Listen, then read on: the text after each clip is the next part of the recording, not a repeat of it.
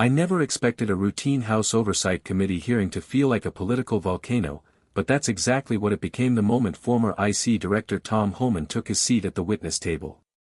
From my press box vantage point, I could see the quiet tension ripple through the room, aides whispering, lawmakers scrolling through prepared talking points, cameras swiveling to lock onto the former director's weather-beaten face. We all sensed something heavy hung in the air, something aimed straight at First Lady Jill Biden. Homan's opening statement was unusually brief. He thanked the chair, adjusted the single sheet of notes in front of him, and then declared, "Madam First Lady has repeatedly said the administration is doing everything possible to secure the border. Today I will prove that claim is not just misleading, but recklessly false." Gasps scattered around the chamber like snapping twigs. Even a few seasoned reporters sat up a little straighter. Then came the bombshell, a sealed packet of internal emails dated only a week earlier, allegedly showing that Jill Biden's own office received direct warnings from DHS field commanders about a collapsed child trafficking investigation near Eagle Pass, and chose not to forward the alerts to the president's daily briefing. "They buried it," Homan said, voice gravelly but unmistakably controlled. And that decision, whether out of neglect or political optics, left dozens of minors unaccounted for during a 3-day lapse. For a heartbeat I thought the walls themselves tilted. Several committee members demanded to see the documents. Others cried, "Point of order." A red-faced congresswoman slammed her gavel so hard the microphone squealed. Yet Homan never blinked. Instead, he slid copies of the emails across to the clerk and added, "There's video evidence too, bodycam footage you'll receive in closed session." As the uproar swelled, one detail struck me hardest: Jill Biden wasn't even in the room, but her influence, and now her potential culpability, suddenly weighed on every square inch of Capitol Hill. I glanced at my phone, notifications were already exploding. Whatever came next, this was no longer a routine hearing. It was political detonation in real time, and the First Lady was right at ground zero. The hearing was immediately recessed for 10 minutes, but no one actually left. Lawmakers huddled in corners, their aides buzzing like hornets. Phones lit up all across the gallery. Within minutes, news outlets were flashing headlines like, "Tom Homan accuses Jill Biden of border cover-up," and "Explosive evidence drops on Capitol Hill." I caught a glimpse of Representative Mallory Graves, one of the more vocal Democrats on the panel, frantically texting before storming over to Chairman Reynolds. "This is political theater," she hissed loud enough for nearby reporters to hear. "If this material is real, why wasn't it brought to DHS oversight first?" Chairman Reynolds, stone-faced, responded with a clipped, "Because it didn't originate from DHS, it came straight from a whistleblower inside the East Wing." That word, whistleblower, was gasoline on dry grass. The implications were staggering. If Homan had indeed obtained these documents from someone within Jill Biden's own staff, this wasn't just a political hit, it was an internal fracture, a potential unraveling of the administration from the inside out. 10 minutes turned into 20 as security reviewed the video footage Homan referenced. Then a backroom door opened. A young staffer entered with a trembling hand carrying a government-issued hard drive. Chairman Reynolds took it silently, inserted it into the hearing room monitor system, and within seconds, grainy bodycam footage flickered to life on the screen. There were no faces, just frantic radio chatter, shadows moving in the brush near the Rio Grande, and one unmistakable line of audio from an IC supervisor, "We sent this straight to Flotus's office per protocol, never heard a word back." Gasps filled the room again. It wasn't smoking gun clear, but it wasn't ambiguous either. Someone in the First Lady's circle had been looped in, and nothing had been done. Tom Homan sat back, arms crossed. "You asked for truth," he said quietly. "Now deal with it." The cameras caught every second. Within an hour, the White House issued a statement, but it only made things worse.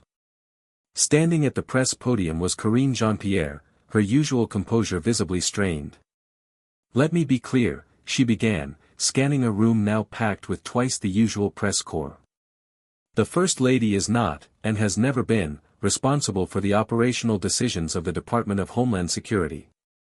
These accusations are completely unfounded and politically motivated. But reporters weren't buying it, not after watching the raw bodycam clip and seeing the time-stamped emails. One brave correspondent fired back, "If Jill Biden received that information, even symbolically, and did nothing, how is that not negligent involvement?" Jean-Pierre froze for a fraction too long before saying, "We are currently reviewing the internal communications in question." It was the closest thing to a concession anyone would get. Meanwhile, inside the East Wing, multiple anonymous staffers reportedly either walked out or went silent. Rumors swirled that one aide, who had access to Jill Biden's digital correspondence, had lawyered up within the hour. Another source close to the First Lady allegedly told CNN off the record, "She's rattled." No one expected this from Homan. He had the receipts. Social media exploded. Hashtags like #JillKnew and #EastWingLeak trended within minutes. News panels speculated whether the First Lady could be called to testify under oath, a first in modern history. Some anchors even raised the word resignation from advisory positions, something rarely associated with a First Lady. But Homan wasn't done. Later that evening, appearing live on Fox News, he doubled down. "I worked in border enforcement for over 3 decades. I've seen cover-ups. I've seen political deflections. But this was a conscious decision to suppress danger warnings because they didn't fit the narrative." The host leaned in. "Are you saying the First Lady knowingly put children at risk to protect political optics?" Homan didn't hesitate. "I'm saying the decision not to escalate this warning came from her office. Period." The airwaves went silent for a beat. It wasn't just politics anymore, it was personal, institutional, and potentially criminal. By the next morning, Washington was no longer whispering, it was shouting. Every news ticker, from conservative outlets to mainstream networks, fixated on one developing thread: who was the whistleblower? And just before noon, that question was answered. His name was Daniel Kerr, a senior East Wing liaison between the Office of the First Lady and Homeland Security, an Ivy League policy wonk turned presidential aide. Normally, someone like him stayed out of the spotlight. But now, standing beside his attorney at a surprise press conference outside the Dirksen Senate office building, he became the eye of the political storm. Kerr didn't blink. "I submitted warnings directly to the Office of the First Lady," he said flatly, reading from a statement. "Those alerts included real-time intelligence from ICE and Border Patrol that should have been elevated immediately. They were not. When I followed up, I was told, quote, 'This isn't our lane. Let DHS handle the noise.'" That is a direct quote from a senior advisor to the First Lady. Gasps and camera shutters followed. Kerr didn't stop there. "I did not come forward for politics," he continued. "I came forward because I could no longer sit quietly while vulnerable people were left in the dark, because we wanted to look like the border was under control." Then, like a scripted climax, he held up a printed email exchange. Highlighted lines showed his plea to flag the incident for the president's national security briefing, and the dismissive response, "Do not escalate. We have midterms." The room erupted. Reporters shouted questions. Commentators lost their minds on live TV.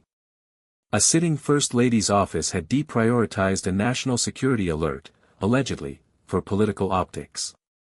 Back at the Capitol, Tom Homan held court in a follow-up hearing. He didn't need to gloat, he simply referenced Kerr's press conference. "I said it yesterday," he stated, steady as a stone. "This wasn't about politics, it was about consequences. And now the American people see exactly who's been shielding the truth." A subpoena for Jill Biden's chief of staff was issued by sundown. Congressional leaders called for an emergency oversight session. There was now serious talk of Jill Biden stepping back from public duties indefinitely. And deep within the West Wing, President Biden reportedly canceled 2 public events, closed-door meetings replaced them. The First Lady wasn't just in hot water.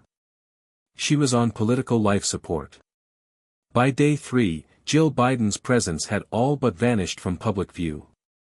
The First Lady was scheduled to headline a literacy summit in Philadelphia, a safe, bipartisan event typically immune to controversy. But that morning, attendees were greeted with a curt message: due to unforeseen scheduling changes, Dr. Jill Biden will no longer be appearing. Behind the scenes, her office was in total lockdown. Aides were instructed not to speak to the press. Security doubled around her quarters. And a source close to the administration leaked a stunning detail to Politico: she's been advised to lawyer up. Meanwhile, the House Oversight Committee pushed forward at breakneck speed. The subpoenaed Chief of Staff for the First Lady, Nadia Foster, was grilled in a closed session.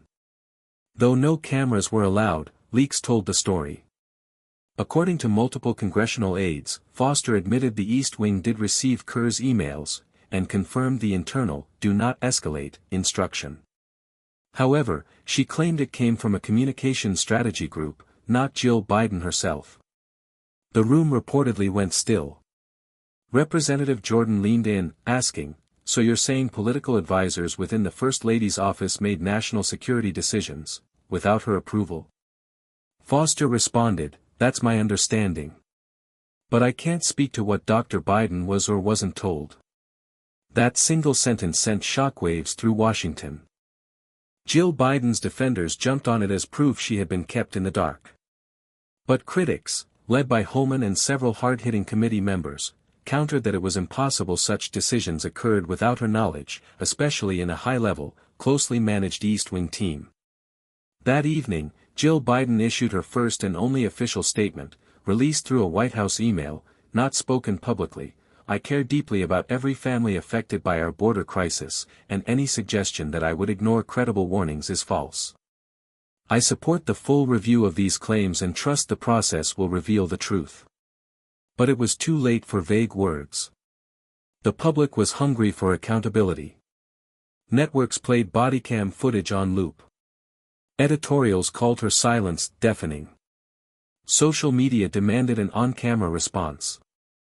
Tom Homan, when asked about her statement during a Newsmax interview, didn't flinch. "It's not about whether she cares. It's about whether she acted. She had the power to escalate. She didn't. And kids paid the price." The fallout wasn't slowing down. It was accelerating. Inside the White House, the pressure cooker was near its breaking point. Multiple senior staffers began distancing themselves from the East Wing. Leaks from the West Wing described a growing divide between the president's inner circle and the First Lady's team. Some aides began referring to the controversy as the East Wing firewall. And cracks were appearing fast. By Thursday, 3 East Wing staffers had resigned, quietly, without press conferences, their LinkedIn profiles suddenly stripped of White House affiliations. But perhaps the biggest blow came when Deputy Communications Director Elise Herrera, a longtime Jill Biden loyalist, issued a scathing resignation letter that somehow, conveniently, made its way to the press. In it, Herrera wrote, "The mission of public service requires clarity of conscience and fidelity to truth. I can no longer serve in an office where political image routinely supersedes human consequence."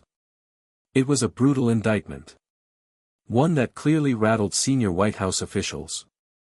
That same afternoon, President Biden was forced to answer questions during a scheduled infrastructure press event. And despite staff attempts to redirect, one reporter shouted, "Mr. President, did your wife intentionally suppress DHS warnings about the border?" Biden froze. The moment lingered, just long enough for a camera shutter to click, before he answered in a clipped, defensive tone, "My wife has served this country with honor and heart. She's not in charge of DHS or immigration policy. Any suggestion otherwise is outrageous." But it didn't help. Later that night, Tom Homan appeared before a Senate investigative subcommittee. This time, he brought receipts, literally. Among them, a timeline showing when Jill Biden's office received Kerr's emails compared to when the trafficked minors were reported missing. The gap was 72 hours. And no follow-up from the East Wing had been recorded during that critical window. One senator asked, Could intervention from the First Lady's office have prevented these disappearances? Homan answered without blinking, yes. If even one of those alerts had reached the Situation Room, action would have been taken immediately. Instead, silence. It wasn't just political anymore, it was moral. And the American public knew it. Approval ratings for the administration began to dip, not just in Republican strongholds, but in swing states. Polls showed a majority of voters, across party lines, believed the First Lady should testify under oath. The calls were growing louder: testify, explain, or step down. Pressure reached a boiling point when the House Oversight Committee issued an unprecedented formal request for First Lady Jill Biden to appear voluntarily before Congress. Though not legally binding, yet, it was a historic move. No modern First Lady had ever been summoned to testify in a public hearing. But this wasn't a typical moment in American politics. The committee's language was sharp. Due to credible evidence and sworn testimony from multiple witnesses, we request Dr. Jill Biden appear before the committee to clarify the extent of her knowledge and involvement in the obstruction of DHS alerts related to border security. The White House was blindsided. Privately, some West Wing staffers reportedly advised the First Lady to refuse, arguing that testifying could create a dangerous precedent. But others, including senior political advisors, were blunt: if you don't speak now, you'll be speaking in front of a grand jury later. That evening, an emergency strategy meeting was held in the residence. Present, President Biden, Jill Biden, White House counsel Ed Siskel, and longtime family confidants. According to sources close to the situation, Jill was furious, convinced the committee was weaponizing the crisis to wound the president ahead of election season. But the political math was unforgiving. Public opinion polls had turned sharply. Over 62% of Americans now believe Jill Biden had acted improperly or negligently. Even late-night comedians, once solid defenders, were now cracking barbed jokes about Jill's disappearing emails. Then came the bombshell moment.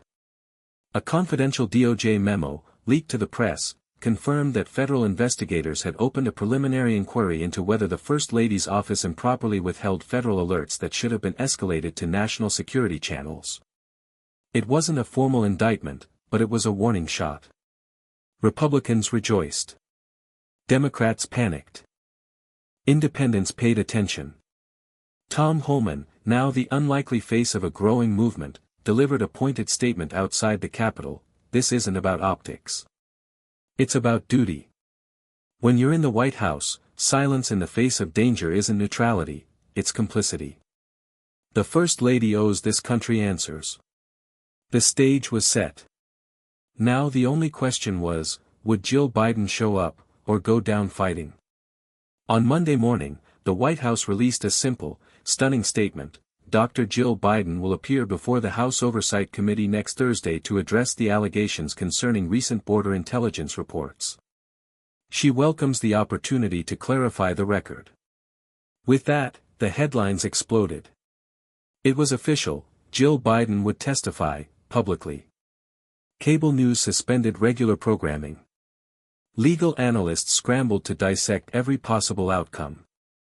For the first time in American history, a sitting First Lady was preparing to answer questions under oath, in front of the entire nation. The days leading up to her testimony were tense. Security was increased tenfold.